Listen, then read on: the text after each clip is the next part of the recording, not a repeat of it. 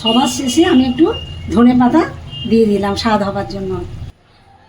আমার আজকের রেসিপি কাতলা মাছের কালিয়া করব। আমি সর্ষের তেলটা ঢেলে দিচ্ছি। আমার মাছের তেলটা গরম হয়ে গেছে। আমি মাছের মধ্যে তেল হলুদ আগে আমি নুন মাখিয়ে রেখে দিয়েছিলাম। এখন আমি ভাবিয়ে দিয়ে ভাজছি। এটা হচ্ছে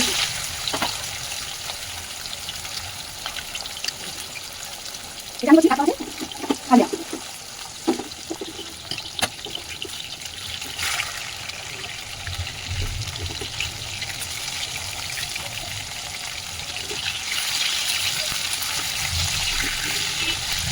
মাছের তেল ভাজলাম।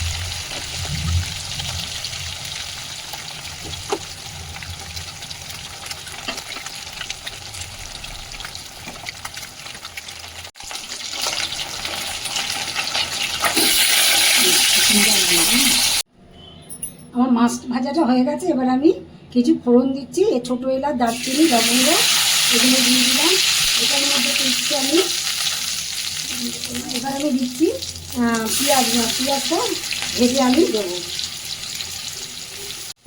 পেঁয়াজ ভাজাটা আমার হয়ে গেছে। এবারে আমি দেবো কিছুটা টমেটো।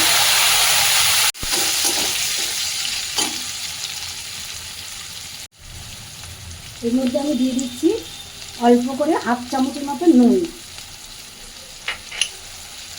হাফ চামচ জিরে বাটা আর একটু মৌরি বাটা।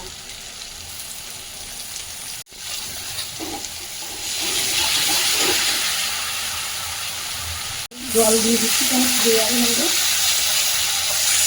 আমি দিচ্ছি হাফ চামচ কাশ্মীরি লঙ্কা। এবারে দিচ্ছি আমি 1 চামচ হলুদ। এটা আমি আমার স্বাদ অনুসারে একটু চিনি দিয়ে দিলাম।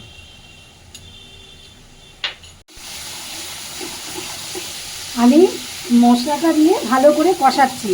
যখন তেল উঠে আসবে তারপরে আমি এর মধ্যে একটু জল দিয়ে দেবো। মাছে তেল না। এবারে আমি জল দিয়ে দিচ্ছি সামান্য হাফ চামচেরও কম, একটুখানি সর্ষে দিয়ে দিচ্ছি আমি এর মধ্যে, সর্ষে বাটা। মশলার কি সুন্দর তেল উঠে এসছে। এবার আমি দিয়ে দেবো এর মধ্যে মাছের পিসগুলো। এবারে আমি দিয়ে দিচ্ছি এর মধ্যে মাছের পিসগুলো।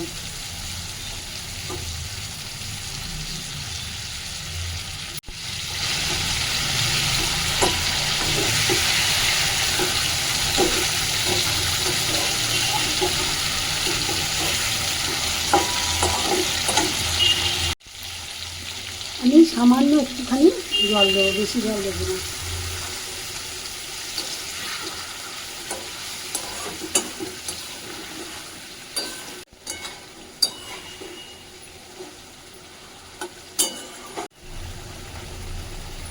আমার মাছটা হয়ে গেছে। আমি এবারে এর মধ্যে একটু গরম মশলা দিয়ে দিলাম। রান্নাটা আমার হয়ে গেছে। আমি গ্যাস বন্ধ করে দিলাম। তোমাদের যদি রেসিপিটা ভালো লাগে তাহলে নিশ্চয়ই তোমরা লাইক কমেন্ট করবে আর শেয়ার করে দিও। সবার শেষে আমি একটু ধনেপাতা দিয়ে দিলাম স্বাদ হবার জন্য আর গন্ধের জন্য।